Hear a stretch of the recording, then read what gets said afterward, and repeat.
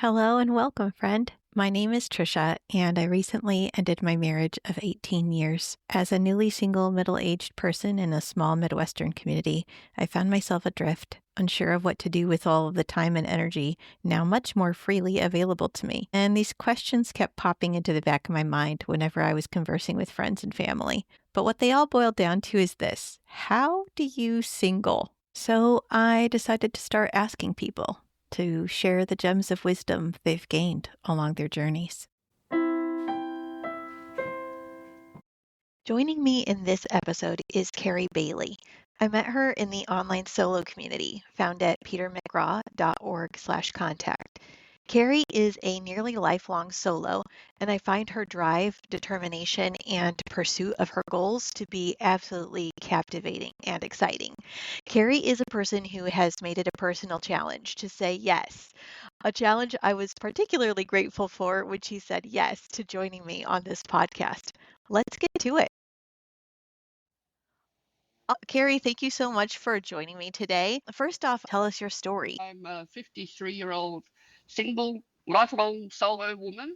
I knew by the age of 15, that I didn't want to be a parent, and I certainly didn't want to be married. So that kind of left life very open to whatever I wanted to do. As it turned out, I turned out to be a librarian. I'm now 34 years into being a public librarian, so I guess I must enjoy it. Um, yeah, so it's weird because your life is marked by social markers. You meet, you get married, you have kids, and I haven't had any of that other than sort of being tangentially associated when friends got married and when friends had kids and family members and so on and so forth. So it's interesting that I've been able to live my life very happily, Mm. but no great social marker that I've achieved this and I did that. So like, I always knew that I wanted to have my own house. I always knew I wanted to stuff it full of animals. So now in my 50s, I'm now reaping the reward of planning my life to achieve those goals. So yeah, I'm really, really happy at this phase in my life. I've always been a pretty happy person because I've always known intrinsically what I wanted, and I just went ahead and did it because that's how I am. I love that. You're in Australia, is that right? Yes, yes, I'm born and raised in Brisbane, Australia, Aw. so that's in Queensland.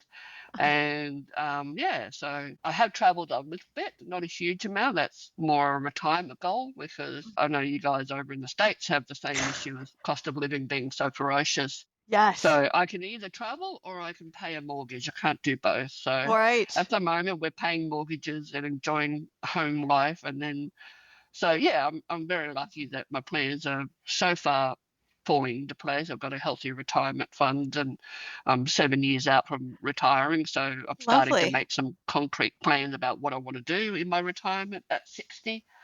And you said you knew even like when you were 15 that you wanted to have a house stuffed Yep, full of animals. yep. Can you tell us a little bit about that too? I'm an animal Well, person as well. I've always been an animal lover. We always had dogs as when I was a child, and then we moved sort of a little bit north of Brisbane, and we had some acreage, a few acres, and so we had cows and horses and chooks and birds and all kinds of things. So yeah, we had a lot of animals, right throughout my childhood and adolescence, and then when I moved back to Brisbane to go ostensibly to start nursing. That's what I thought I wanted to do because when you're in high school, they make you want to pick your life choices because you're not supposed to know what you're doing at 16, It's 17 for the rest of true. your life. 100%. No, yeah. For real. But Pick then, something. Okay. yeah, well, nursing, that'll do. Yep. And so I moved in with my grandmother just for a few weeks, theoretically, before I was to start university. And then I realized, actually, no, I don't want to do that. Then that proceeded to be quite a while trying to find work. And you don't really leave high school with any usable skills. Well, you didn't 30 years ago. Sure. But Yep. so, yeah, that was a bit of a thing. I ended up living with my grandmother for about 13 years, Mhm. um, mainly because my dad made me buy a piece of property, a vacant block of land, and Uh-huh. that took all my money. So I didn't really have any money to pay rent, Right. and live independently. So And you can't it live was on an like, empty piece of land. exactly, exactly. I mean, in the end, it ended up being a great decision because I had mostly had that land paid off. And when I sold it, I had a massive deposit from the unit that I initially bought Oh, um, nice. 20 odd years ago. And I went, so I was very lucky in that respect. A, that I had somewhere soft to land that was my grandmother, and we had a good relationship. She was a very difficult person, but Mm. she was very good to me, and am always grateful for that. But yeah, it certainly gave me a lot of people management skills. So Oh, you can yeah. give me the most difficult customer at the library, and I'm good to go because no one was quite as fierce as my grandmother. It was kind of like I was in a holding pattern while I was living with her, and I had this just this intense knowledge that I had to do this for this period of time because Yeah. I was going to achieve the goal that I wanted, which was get a place and get my animals and yada yada Mhm. yada. So Yeah. that's exactly, it's kind of like I had to do this now so that I can do this in the future. So I'm very good at long term planning and just Mm. doing what I have to do to get to my goal. I am very goal focused. When I've got something in my mind, Yeah. I do it. There's no deviation. Well, and just to know your own mind, to know like this is what I Yeah, want and go for it. yeah. Yeah. Yeah, that's exactly right. And that's why I knew that despite the intense societal messaging that I needed a partner Mm. and I needed to be married and I needed to have children because that's my goal. That's what you Mm. should be doing as a woman. Da, da, da. It's like, Mm. no, that is absolutely the wrong thing for me, absolutely the wrong decision Mm. I could make. Yeah. And I knew that if I were to become a parent, that I would do the very best I could and I would be absolutely one of the best parents going, but I would be miserable doing it. That's so deeply impressive because it is Yeah, ingrained, especially yeah, like when we were growing up, like yeah, so deeply ingrained. I think yeah, there's a lot more space now, but like, yeah, it yeah. was Not very, 35 years ago. No, definitely yeah, not. no, Yeah, yeah. it's very intense and it's something I'm proud of being for sticking with, even though that, I was thought to be quite odd. Yeah. I mean, my family was very accepting. They were like, my mum would just stir me and go, I'm not going to be a grandma from you. No, sorry, mum. Nope. She goes, oh, that's okay. Yep. She would just, nudge me and give There's me other a siblings for stir. that. Yep. Yeah, yeah, exactly. My brother is the most maternal person I know. Oh, He's got two beautiful girls that he absolutely dotes oh, on, I and love I'm just that. back from a weekend down with them, and I Yeah. absolutely adore my time with my nieces, and we have lots of Yeah. fun, and I let my little inner girl out to play, and we have Yeah. so much fun together.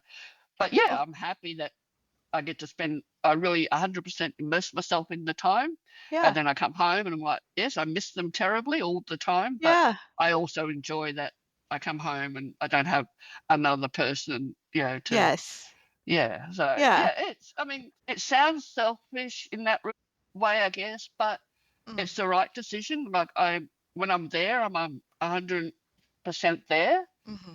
and I'm just all about the girls and enjoying what they're up to and catching up with where they're at, and And playing then you come games back and and have your own life.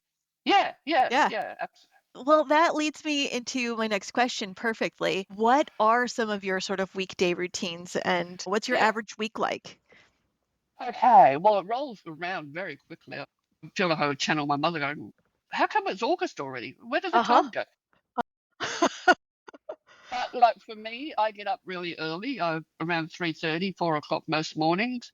I get up and I've got my three cats to feed and my dogs to feed and the birds. I've got two birds and an aviary outside, so they get everything, all the animal chores. And then I have my coffee and I do a little bit of a catch up on those TikTok and Instagram. And then usually I'm reading for a little bit. And then I head off to gym. I have PT for 3 days a week, and then the other days I have a program I follow, Mhm. which has been really helpful. I've stuck to it solidly for about 3 years now, and it's Mm. been really, really helpful to keep my body strong and healthy, and so that I can have the active retirement that I'm planning. So Oh, that feels good. yeah, yeah, it does feel good, and yeah, then I'm off to work, and I'm really, really lucky where I work. My gym is below the level below because my library is in a shopping centre. So Oh, then I go up to work after I've had a shower and got dressed for work, and I have my breakfast, and I get started at work at 7:45. And yeah, it just works really. I've got the work-life balance set at dream level. It's perfect. Oh, that's amazing. Yeah. I'd So like to hope that by the time that like I get to, I mean, I'm late to this game. I'm late to the solo life, setting your yeah, goal and like going for it game. But like I yeah. really hope that by like mid 50s I can be in that sort of dream space because that sounds amazing. It's just knowing what it is that drives you. So I guess I've always had that internal understanding of what it is I want to do. So I knew I Mm. wanted to get a house. I knew I wanted to have animals. I knew that I did want to do traveling, but the house was more important. I'm very much a homebody. Like in the days of the pandemic, when we Mm. had lockdown and whatnot, it Yeah. barely raised a blip on my radar. Mm. Oh, I really am a homebody. Yeah. Well, I was this like, feels comfortable and nice. yeah. I was like, what? Are we in lockdown? Really, this is just my day-to-day life, Uh, other than not going to work or not jumping on a plane to visit my nieces as yeah. frequently as I was. Yes. They were the only two sort of things that I noticed differently. I'm like, yeah, I can stay in my house quite happily. I can, Hmm. yeah, I'm your typical librarian. I love to read. Give me a Yeah. book in a quiet space, I'm good to Yeah. go. And you're off in some other fantasy land or just some Yeah, other exactly. person's life. So what are some of your weekend routines? Very similar to my, because I work every second Saturday. My Okay. weekends are either when I'm not working, still get up early because the body says get up, and plus Yeah. my animals come in if I go later than a normal breakfast. They're like, Mum, Mum, Mum, breakfast. Can you Yep. get up? And Maisie in particular has a very cold nose that doesn't mind shoving Oh, it in my neck. Wake up, Mum. Time to get up. So that'll get you awake. Yeah. and yeah, so I get up. I usually like to have a brunch with friends. I love breakfast food. I'm all about the Mm. breakfast food. Yeah, then I'm off. Usually, with a, I've got a big yard, so there'll be some yard work to do, more reading. I really live a very quiet life, just happy with my own company. I do have a housemate, specifically because I have 7 animals, and when I Yeah. go to Sydney or when I go away, I need someone here. So Perfect. yeah, he's turned out to be a great friend. He's a lovely fellow, and the animal, more importantly, the animals all adore him. He said that while I was away in Sydney over the weekend, he'd get up because he doesn't leave his door open because they'd all end up in bed with him. Sure. Of So course. he opens his door, he comes out, and there's like a delegation of 5 animals going, "Oh, you're awake. Good. Can you come and feed us, please? You're the spare human. You're the backup. Right. Come on, we're They're a hungry." little bit more patient with him.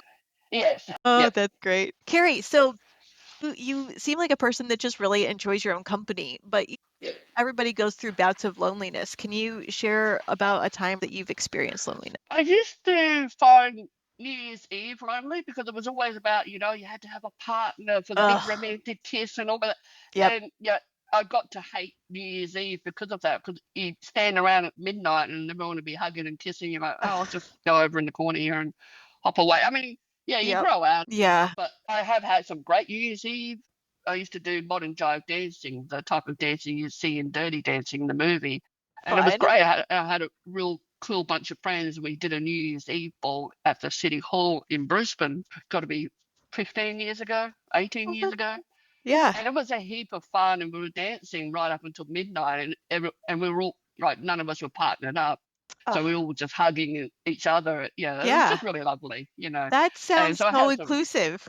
Just, yes, yeah, yeah, yeah, it was. fun, friends. Yeah. So, what are ways that you cultivate connection in those like lonely times? I have to be careful because I can be very insular and not remember to make connections. Like, yeah, I'm not great on the phone and I'm not great at remembering to go and seek out connections. So Mhm. I sometimes, my easiest way is to catch a friend and go, hey, you want to do brunch? Or do you want to go and do the thing? I've got a close friend. She's the one that we're doing retirement planning. She's a Oh, couple of, she's a couple of years ahead of me. oh, Um, lovely. yeah, so she's more advanced in it, but I'm kind of hanging on to her coattail, going, I want to do what you're doing. That looks like fun. Right? Um, and she introduced me to car camping. Um, about 18 months ago. She's always been an outdoors person and a camper and that, and I was never really fond of the idea until I discovered there were portable toilets. I'm like, oh, okay, you can bring your own toilet. All right, I'm a bit more Sure, yeah. open, a bit more open to the Hmm. idea.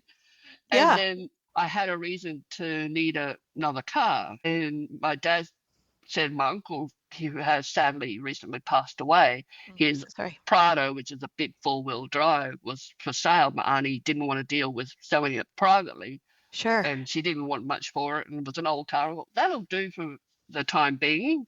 So I bought that, and my friend Dawn went, "You can come camping with me. That's big enough." And it turns out when you lay the seats down, I could actually sleep in the back seat. So Perfect. yeah, yeah. So I got the various accoutrements you need for camping, and we go camping, semi regularly. And I take my dog, she takes her dog, and we really enjoy each other's company and just sort of sit around the fire and yeah, talk about Oh, things, and just so peaceful. And I realized the first time I did go car camping, my boss noticed when I came back to work on the Monday, she goes, yeah.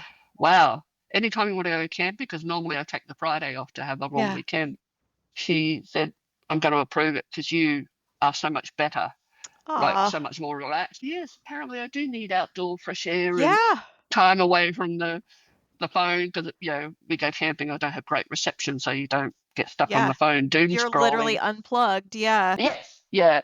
And I went, so this is actually good for me. I need to do more of it. So I now that's my sort of point of connection. I make sure that I plan a camping weekend Mm, with Dawn and have something to look forward to. I don't want to do it all the time, sure. but yeah, and I like to do it more in winter when it's colder because the Yeah. summer nights can get very, very hot, and I'm an Right. aircon girl. I don't like. Give me Yeah. cold, I can rug up, I can deal with the cold, no Yeah. problem at Layer all. up. But Yeah. I hate the heat. I'm not a Yeah. fan of being outside when it's hot. Yeah. That can just be miserable. It's no Yeah. thanks. Yeah, 100%. Okay, so you've talked a little bit about like connecting with like doing the camping and going and hanging out with the nieces and nephews, Yeah. nieces, Yeah. nibblings. Yep. Are there other go-to like thoughts or activities that you use to like pull yourself when you feel yourself getting into the funk? What are the sorts of things that you tend to do to pull yourself up? I will just find a project to immerse myself in so that around the house there's always something to do. I tend not to wallow. I tend to go and do something to keep myself busy if I'm not in a great headspace. Mm. Luckily, it's quite rare for that to happen, and I tend to be a self-starter anyway, so there's always something to do. So I'm always a doer. Like I tend to just get in and do things. And the other thing I should mention is that being a public librarian, I'm in a people-facing job Oh yeah. my whole all day, every day. So I get a lot of Yes. connection in that respect. In Oh terms, yeah. I mean, yes, it's surface and it's fleeting, but Hmm. it's enough for me that I have connected with a little old lady and talked about books with her. I've helped another person fill out government forms for their, citizenship or for Mm. release of their superannuation or something like that. Or, Yeah. but, and yeah, you spend, many, many minutes with them and they're usually very thankful and very grateful and, they're quite happy to, to connect with you in that respect. And I have a lot of repeat customers who come into, um, who know me and they go, "Oh, your hair," you'll notice that my hair is bright pink and it can be different colors. They go, "Oh, you're pink today," or "You're green." I was green 2 weeks ago, Sure. or it might be blue in a month's Hmm. time. So I Hmm. do it just for fun. Like it Yeah. really is just, but I get enough of feedback that people actively get a sense of joy out of seeing what color my hair is. Yeah. Like it will happen multiple times a day. And I'm like, oh wow, Yeah. people really do get invested in what color hair I Oh have. my God. You're literally brightening people's day. And it's like, wow. And well, you could obviously children can't do it, and teenagers maybe not because of school and whatnot. But Sure. what breaks my heart is little old ladies come in and go, "I'd love to do that." Well, do it. It's like a $10 tube of colour from Woolworths, Mhm. and you can put it in. And oh no, my children would. You're a grown adult. You can do whatever you like. Yeah. And I'm like, don't go to your grave not having dyed your hair a funny colour just because you're scared of what your kids might say. I've got, really? Yeah. It's just a way of making me happy. What are the other highlights for you of like being a solo person? I love the complete independence. For me, hearing someone say, I'll have to check with my partner about whether I could do this thing or spend that money. And I Mm. acknowledge that big expenses should be a consultative decision between a couple or a family. But Mhm. I just love that I can decide that I want to get the thing, and I just get the thing, or I do the thing, or I Mhm. buy the thing, whatever the thing is. I can please myself. Yeah. I have a fascination for succulent plants, so it's gone from a couple of plants to I think I last counted about 150. Oh I my. have no, I have no plans in stopping. Yeah. My friend Dawn, the one I go car camping with, she's currently downsizing all the stuff that she has, so it keeps Yeah. giving me empty pots, so I keep filling them up with more succulents. Well, And I'm like, like, because they you're keep giving, making babies and you gotta yeah, exactly. And I seem to have a good knack with them. I can't grow anything else, but succulents seem to be happy under my care. So, yeah, we're a happy match. That's a lovely idea. I Yeah. really love that. So let's imagine for a few minutes. Let's go back. I mean, I really appreciate that you like had this idea and like just knew this in yourself from such an early age. Were there hard times like as you were, I don't know, like realizing this for yourself? It was hard if I thought about it fighting against the societal message because it's hard to describe, but I just knew inside myself that it was the right decision. And I mean, I was absolutely adamant and could not be budged. And my parents and my siblings understood that. So that I never felt any pressure within my immediate family. But, there'd be the occasional time when my aunties or, go, aren't you like, no, don't you want someone? No. What's wrong with you? I was like, why do I need someone? What is it that about having someone as a partner that I need? Like, to me, I didn't understand what it was the person was supposed to bring to me. Mhm. And they couldn't understand why I thought that way. It's just like, well, Mhm. I've got everything I need. I'm happy. I don't know what having someone else in my life brings. Mhm. And I mean, that was the sole reason about 16 years ago that I was Mhm. actively dating just to prove a point. Like, okay, I Yeah. will go on I wasn't apps back then with websites, and you Mhm. do the thing, you go for, and it was just a out and out chore. Yeah. Like the majority, 90% of the time was like, oh, I can't get home and finish that chapter in that book, and I've got that other thing. Like I was thinking about all the things I Yes. wanted to do, then Yeah. being here in front of a person trying to work out if we connected or not. And Yeah. then I did find a person that didn't annoy me straight away, Sure. and we dated for a while. It ended up being about 9 months, but I knew about 2 or 3 months in that it was annoying me. Mhm. But I stuck it out. I thought, oh, this is what we're supposed to do. I mean, we weren't super serious, but we would see each other, once or twice a week and try and Mhm. do things together. And I was like, I got to the point where I don't know what this is supposed to be, but it's annoying me. So I Yeah. wrote him a list of things that I thought he could do that would make things easier. And he went, no, I don't want to do that. Okay, bye. And I just walked Yeah. away because it was Yeah. I just went, Okay. I don't know what this is supposed to do, but it's annoying me, and I don't want to waste my time anymore. Yeah. So I walked away without a backward message. I was not Yeah. invested at all, and I thought, okay, I've tried it. I've given it a red Yeah. hot go, and and also I think back then, I mean, now we know a lot more about that sexuality is a spectrum and relationships. There's all kinds of relationships models that we can now have, and you've got Yes. solo poly, you're polyamorous, you've Mhm. got all kinds of options. And I now, if I wasn't so settled and happy as I am as a complete solo, no way solo, I Mhm. think I'd actually be a solo poly. Someone Mhm. who maybe was the third tier, not the primary. Yeah.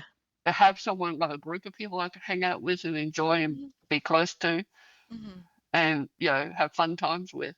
But Yeah. I didn't have to sort of, be that person's one and only. To me, Mhm. it has always felt I don't want to have the responsibility of someone's emotional care and physical care. It's just Yeah. no, I don't want that. Yeah. It sounds like a lot. Yeah, that one person all the time is just too much. Mhm. So I think, if I was more amenable, I would explore that. But even just exploring that is exhausting because I know Yeah. I have a great life, and my Yeah. life is fulfilling, enriching for me. Mhm. And so I don't have that need to go and explore. And I think the small need I have for companionship is sort of filled by my housemate because he and I get on quite well. He's Mhm. like an annoying older brother from another mother, basically, is what I say. Yeah. So, yeah, he watches out for me. I'll watch out for him. If we're I carted him off to hospital when he's been unwell. We watch out for each other, is what I'm Yeah. saying. Yeah. And we're great friends. And I think that sort of assuages the companionship gap I might have if I was completely and utterly without a person, another Sure. human in the house. Yeah. So I think that's how it all works out for me. Is that, I've got a bit of companionship. Hi, how's your day been? Are you Yeah. okay? Kind of thing. That's enough for me. Yeah. And then I've got my other friends who I'm close to, and we catch up on a Yeah. semi-regular basis. So I put a lot of thought into it and worked out that this life for me works exactly how I want it. So Yeah. I think, it's a custom design life. And I think that as a Yeah. solo person, we have the luxury and the joy to curate the life that we want exactly as we want it, Yes. finances and opportunities Yeah. as they And allow. then you get the benefit of like you've curated your life to be what you want it to be, and you have these relationships that are deeper and that are so like fulfilling and Yep, rewarding, yep. that that a lot of people maybe don't have because they just haven't made the space for it in their lives, or they just don't feel like they can do this and that. I see a lot of people who are coupled up, but their partners don't seem to actually like them as a Hmm. person, as a friend. Yeah. It's illuminating. Like, why would you be with someone who you didn't actually like as a person in and of Yeah. themselves? It's Yeah. astounding. It feels. It's not the need to have a husband or wife or a partner Mhm. overrides everything else, that they can Mhm. just be almost. I mean, would a cardboard cutout work as Yeah. well? I don't know. Yeah, perhaps. Maybe even These better are the in thoughts I some have. situations. Yeah. Oh, Kerri, I really appreciate this. Are there any thoughts or any other tips that you'd like to leave with our listeners as they continue to just build and create, their lives? Here are the things you want to do. Like, listen to that internal voice and trust it, because it will guide you down the path that you need to be on. And Mhm. being solo is awesome, and keep curating the life that you thought you couldn't have, particularly if you're coming out of a long-term relationship, or you're coming out of a situation where you couldn't be your authentic self, because solo living is actually fantastic. Yeah. It allows you to be your most authentic self. It allows you to have those richer relationships because you can put the energy into them. You can be your best self Mhm. as a solo person. So you can focus on what's important to you, and you know direct your energy to that. And when you direct energy to things that mean a lot to you, it's reflected back to you. Like, Mhm. I've always got an innate thing that whatever you put out into the world is returned to you threefold. So if you put Yeah. out positive energy, you get that back threefold. You put out, Yeah. and it's something that guides me. It's one of those internal guidance systems I have. Mhm. Okay, what do I want to put out in the world today?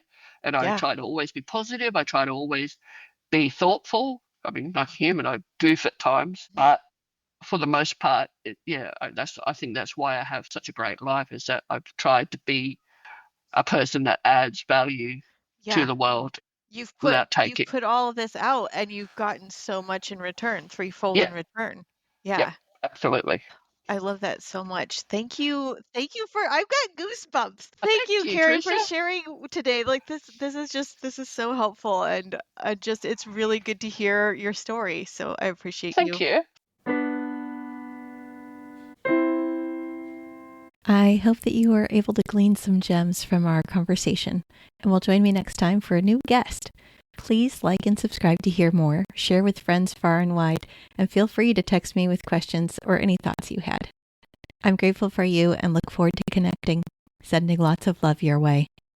If you liked what you heard today and are interested in expanding your perspective on living solo, I highly recommend the Solo Podcast by Dr. Peter McGraw. How Do You Single is produced, edited, and designed by me, Tricia Blosser. Special thanks to my guest, Kerri Baillie.